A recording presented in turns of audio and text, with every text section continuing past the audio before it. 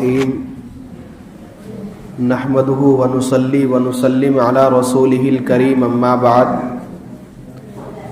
روزے داروں کے لیے جنت کا خصوصی دروازہ۔ جنت میں داخلے کے وقت روزے داروں کو خصوصی اعزاز سے نوازا جائے گا اور جنت کے 8 دروازوں میں سے ایک دروازہ خاص طور پر روزے داروں کے نام سے منسوب کر دیا جائے گا، جس کا نام ریان ہوگا۔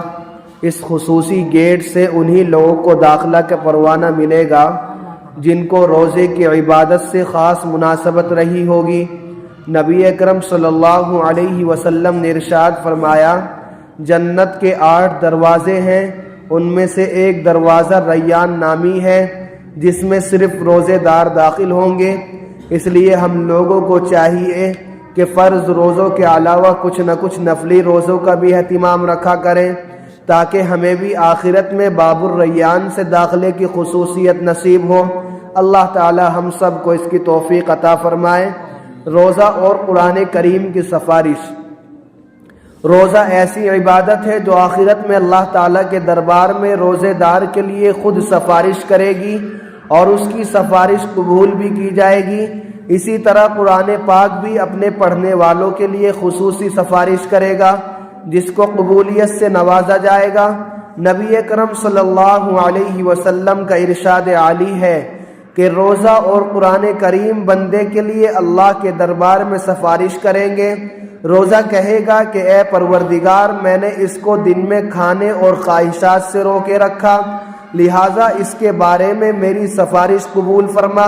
اور قرآن کہے گا کہ اے پروردگار، میں نے اسے رات کو سونے سے روکے رکھا، لہٰذا اس کے بارے میں میری سفارش قبول فرما۔ چنانچہ ان دونوں کی سفارش قبول کی جائے گی۔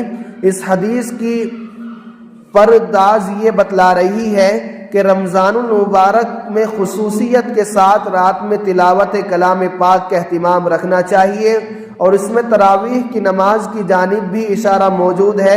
علاوہ عزیز سال میں جس قدر توفیق ملے تلاوت کی کوشش کرتے رہنا چاہیے۔ پہلی حدیث میں اللہ تبارک و تعالیٰ نے روزے داروں کے لیے جنت کا خصوصی دروازے کے بارے میں ارشاد فرمایا۔ اللہ تبارک و تعالیٰ نے جنت کے دروازے 8 ہیں، ان دروازوں میں سے ایک دروازہ خاص طور سے روزے داروں کے لیے رکھا ہے جو صرف روزے داروں کے لیے کھلے گا۔ اللہ تبارک و تعالیٰ نے روزے دار کو اتنا بڑا مقام عطا فرمایا ہے، لیکن ہم اس کی اہمیت تبھی سمجھیں گے جب ہم اس کی اہمیت پہچاننے کی کوشش کریں گے۔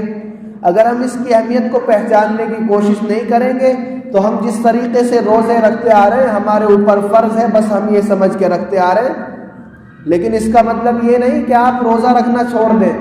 مطلب یہ ہے کہ روزے کی اہمیت کو بھی پہچانیں، روزے کا مطلب بھی سمجھیں کہ اللہ تبارک و تعالیٰ نے روزے کی فرضیت کیوں رکھی ہے۔ میں نے صبح کی مجلس میں ایک بات کہی تھی کہ روزے کی فرضیت اس لیے رکھی ہے تاکہ اللہ تبارک و تعالیٰ کا خوف ہمارے دلوں کے اندر آ جائے، تاکہ اللہ تبارک و تعالیٰ ہمیں سمجھ لے کہ ہاں ہمارے بندے ہماری بات کو بھی مانتے ہیں، ہمارے حکم کو بھی مانتے ہیں۔ تو دوسری حدیث یہ ہے کہ اللہ تبارک و تعالیٰ کے یہاں یہ روزہ خود سفارش بن کر کھڑا ہوگا اور اللہ تبارک و تعالیٰ سے کہے گا کہ اے میرے رب، اس نے مجھے دن میں رکھا اور اپنے آپ کو کھانے پینے سے روکے رکھا، اور اللہ تبارک و تعالیٰ سے روزہ کہے گا کہ جنت کے اندر داخلہ دے دیں۔ اللہ تبارک و تعالیٰ اس کی سفارش کو قبول فرمائیں گے۔ اسی طریقے سے جو ہم رات میں تراویح پڑھتے ہیں، اس کی اہمیت یہ ہے کہ کل قیامت کے دن اللہ تبارک و تعالیٰ کے سامنے یہ قرآن کریم کھڑا ہوگا اور یہ کہے گا کہ اللہ مجھے رات میں اس نے سونے سے روکے رکھا، یعنی رات میں جو سونے کا وقت ہے اس وقت میں مجھے اس نے پڑھا اور اس نے سنا، اس لیے اللہ تبارک و تعالیٰ اس کو میرے ذریعے جنت میں داخلہ نصیب فرما دے۔ اب قرآن کریم اور جب روزے دونوں آپس میں مل کر اللہ کے سامنے کھڑے ہوں گے تو بتلائیے اللہ تبارک و تعالیٰ نہیں سنیں گے؟ اللہ تبارک و تعالیٰ ان دونوں کی سنیں گے، اور اللہ تبارک و تعالیٰ ان دونوں کے ذریعے ہمیں جنت کا داخلہ نصیب فرما دیں گے۔ تو ان کی اہمیت کم نہ سمجھیں۔